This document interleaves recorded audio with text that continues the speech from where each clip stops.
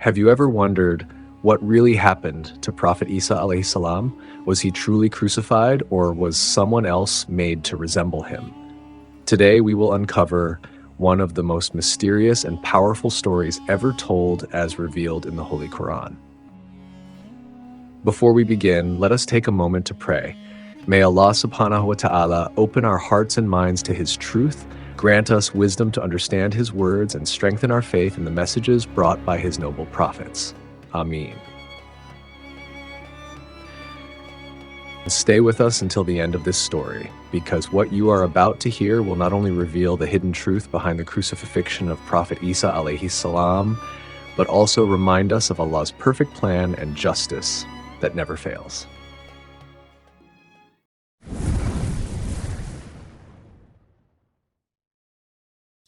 The story of the crucifixion of Prophet Isa in the Qur'an, Judas who was made to resemble him, and the disbelief of Bani Israel.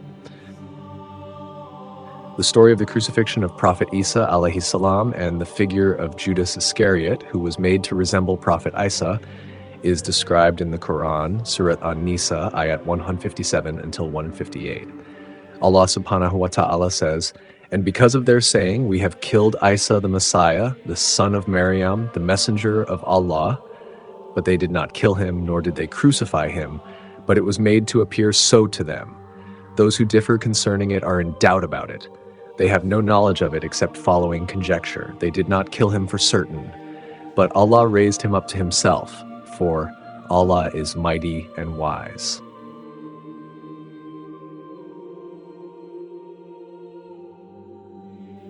On the other hand, in the Bible it is explained that among the 12 main disciples of Isa, there was one who betrayed him by selling information about Isa's whereabouts to the Jewish scholars and the Romans. That disciple is believed to be Judas Iscariot, or Judas Iscariot. Judas is described as having an evil plan against Isa al-Masih after the meal of Al-Maidah, by revealing the secret location of the prophet to his enemies so that they could attack his hiding place. However, according to the promise of Allah, an evil plan will only befall the one who devised it. Thus, Isa al-Masih was saved by Allah from the tragedy of death upon the cross. Meanwhile, Judas, who was the mastermind behind this wicked plot, died a terrible death. He hanged himself, and his body fell, bursting open. Thus, Allah decreed His judgment to punish the one who had plotted an evil act against His prophet with a painful torment. "And I was a witness over them while I was among them. But when you caused me to die, you were the watcher over them, and you are, over all things, a witness. If you punish them, they are your servants, but if you forgive them, you are the Almighty, the Wise." In this verse, Prophet Isa submitted all matters to the will of Allah. If the wrongdoing of His people caused Allah's anger and punishment, it is entirely within Allah's right, for He is the creator and ruler of all beings. He acts and wills freely upon whom He desires, for they are merely His servants who cannot oppose His will.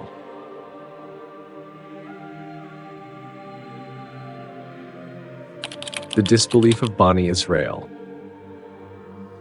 The story of the disbelief of Bani Israel is clearly narrated in the Quran, beginning from the time of Prophet Musa alaihissalam and Prophet Harun alaihissalam, continuing through the era of Isa al-Masih and Prophet Muhammad sallallahu alaihi wasallam, and even until the times to come. The story of the supposed crucifixion of Isa al-Masih, son of Maryam, was believed by many people because of the betrayal among his own disciples. This betrayal is not only found in the Bible, which is believed by Christians, but is also described in the Quran. It began with the moment when the heavenly table, Al-Maidah, was about to be sent down at the request of Isa's disciples. When the disciples said, "O Isa, son of Maryam, is your Lord able to send down to us a table spread from heaven?" Isa said, "Fear Allah if you are indeed believers." They said, "We wish to eat from it that our hearts may be reassured and know that you have told us the truth and that we may be witnesses." Here we can already see signs of doubt among the people around Isa al-Masih towards him and towards Allah, similar to the behavior of the disciples often described in the Bible as being disobedient. Despite living together, spreading the message, and witnessing the miracles of Isa al-Masih, they still lacked complete faith.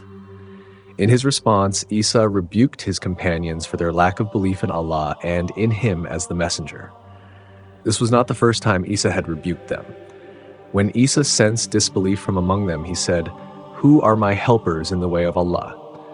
The disciples said, "We are the helpers of Allah. We have believed in Allah and bear witness that we are Muslims." In the next verse, Allah gives a clear statement that proves his response to their declaration of faith. And they plotted, but Allah also planned, and Allah is the best of planners. Qur'an, Surah Al-Imran, ayat 54. From this, we understand that the verse is Allah's response to the disciples' claim of faith, showing that not all of them were truly sincere believers.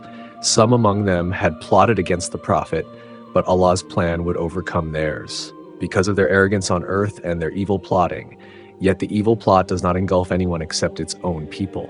Quran, Surah Fatir, ayat 43.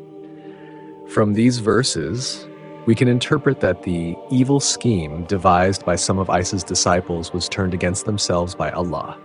When Allah said, "O Isa, I will cause you to die and raise you up to myself, and purify you from those who disbelieve, and make those who follow you superior to those who disbelieve until the day of resurrection." Qur'an, Surah Al-Imran, ayat 55. This verse continues from the previous one, explaining that Allah would respond to the evil plan against his prophet by saving Isa al-Masih and raising him up, cleansing his name from false accusations. As for those who disbelieve, I will punish them with severe punishment in this world and the hereafter, and they will have no helpers. This verse is also connected to Allah's warning to the disciples during the descent of the heavenly table. Allah said, "Indeed, I will send it down to you, but whoever disbelieves thereafter among you, then indeed I will punish him with a punishment by which I have not punished anyone among the worlds."